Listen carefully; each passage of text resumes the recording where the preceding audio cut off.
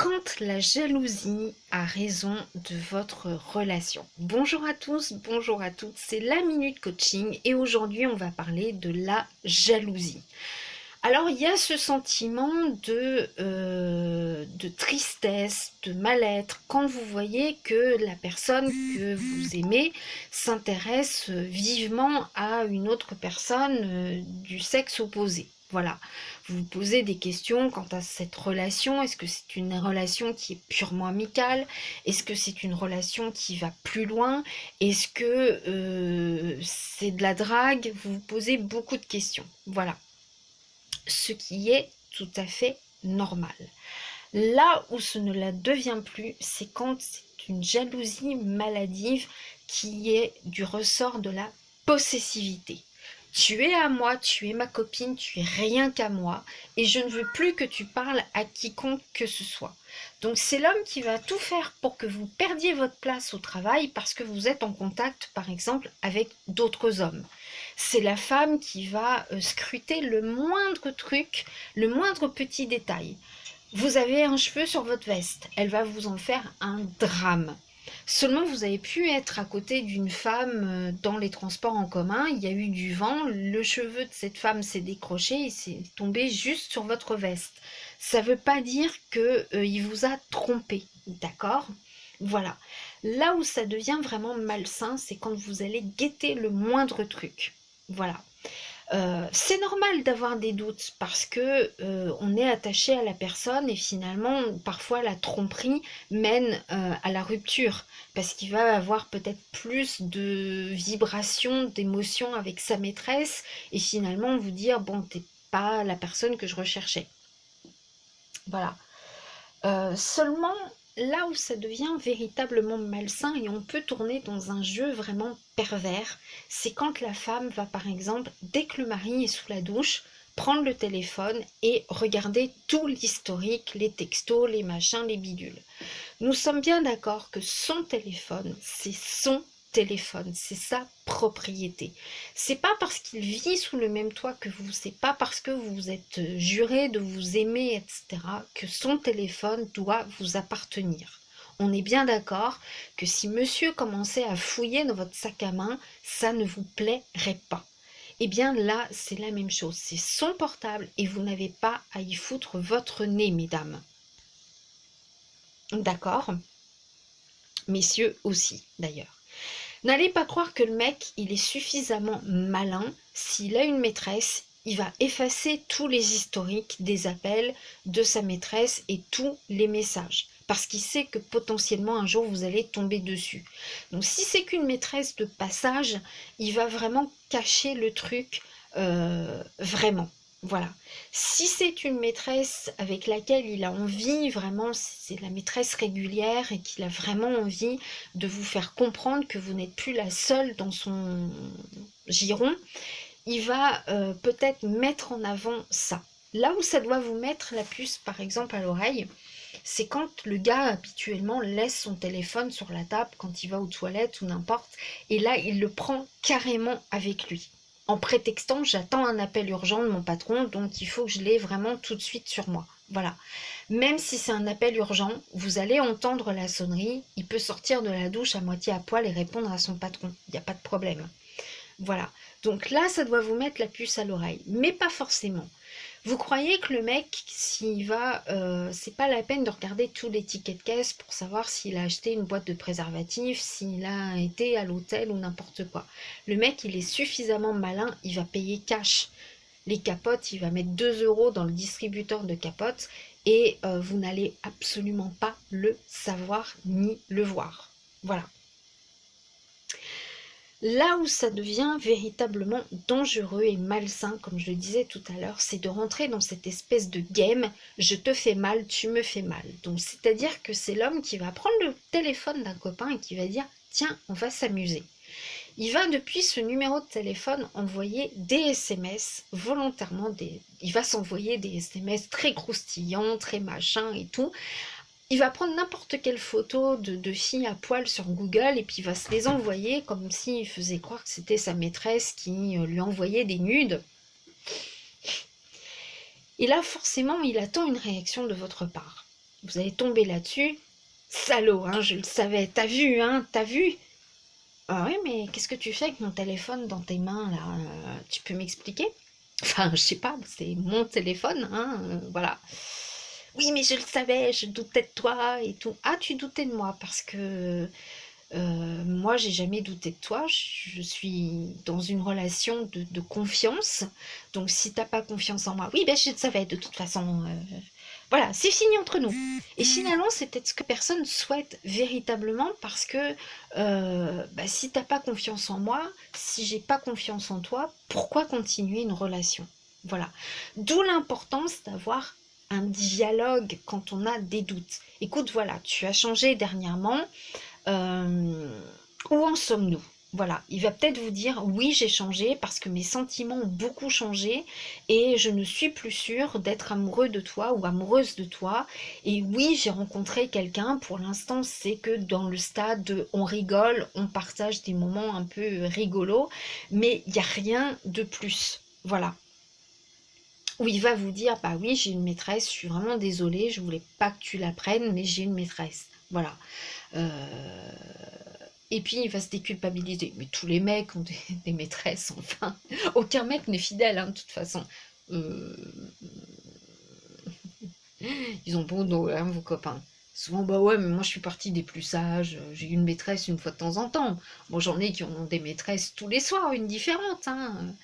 Et doucement dans les vrais faux copains. Donc, si vous rentrez dans ce jeu, il risque de rentrer dans ce jeu-là aussi.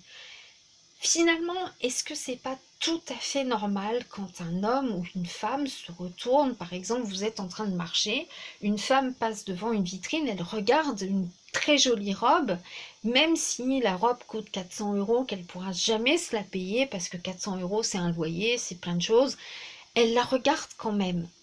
Ça veut pas dire qu'elle va vous tromper avec la robe. Le gars, il peut très bien trouver une voiture qui est très belle, admirer vraiment cette voiture, sans vous tromper avec la voiture. Faut pas exagérer non plus, hein, sauf s'il a une déviance sexuelle et qu'il s'en prend après les objets. Voilà.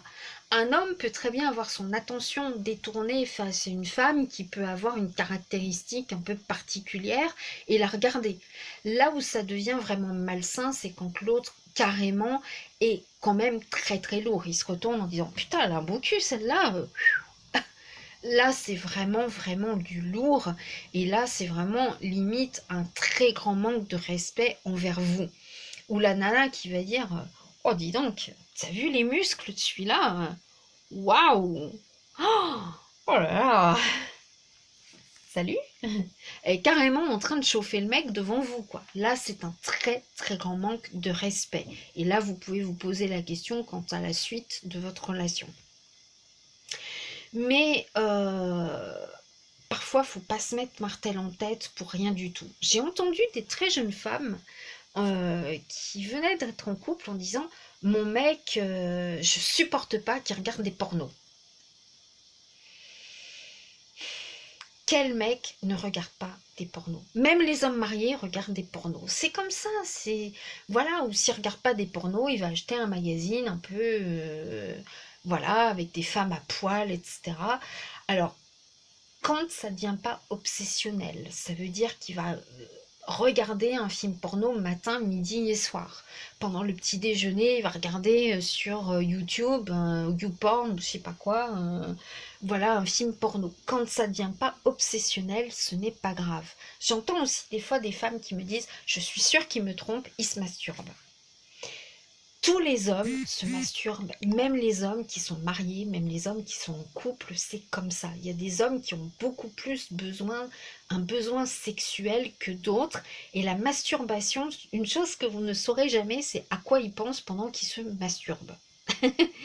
Est-ce qu'ils pensent à vous? Peut-être. Est-ce qu'ils pensent à la nana qu'il a vue dans le film porno? Peut-être, mais on n'en sait rien. Et parfois, c'est juste mécanique comme ça, avec rien du tout en train de penser. Voilà.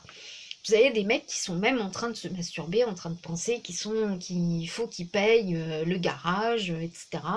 Parce que ça devient mécanique et c'est pas du tout érotique.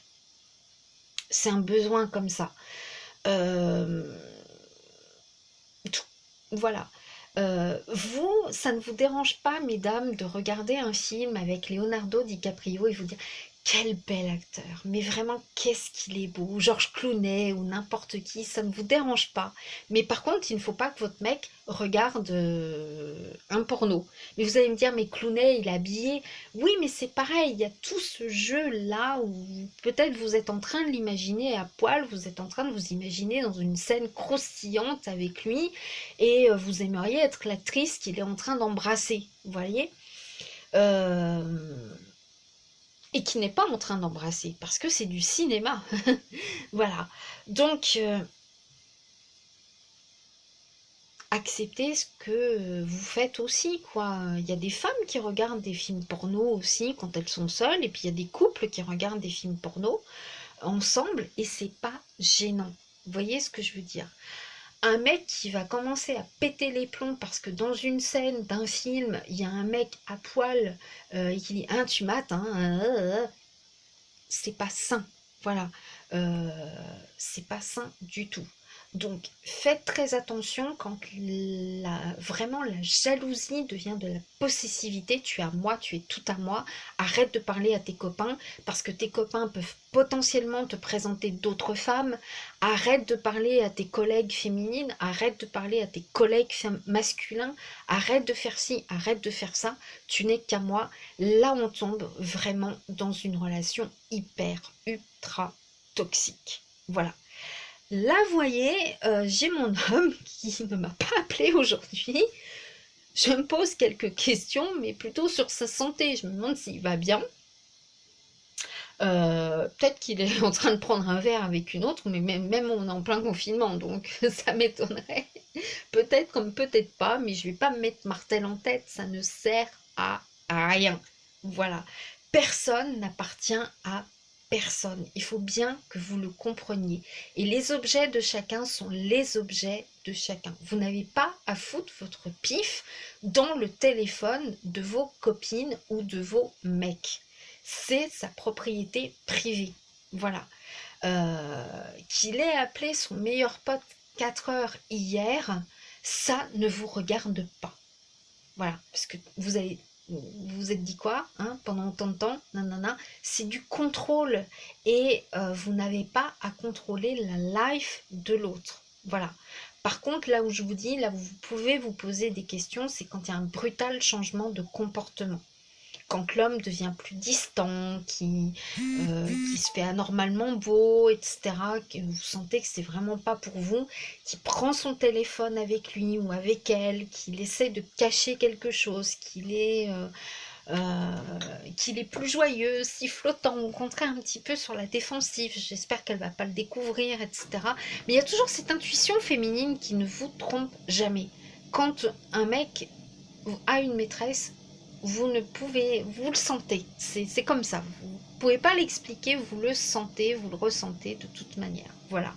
Donc faites très attention à ne pas devenir toxique dans une relation ultra méga toxique avec des idées vraiment je vais me venger, je vais faire ci, je vais faire ça, je vais mener mon enquête. Voilà. Et si vous pensez que vous êtes dans une relation toxique, messieurs, fuyez. Parce que les crimes passionnels, les trucs comme ça peut arriver. Donc faites bien gaffe. Voilà.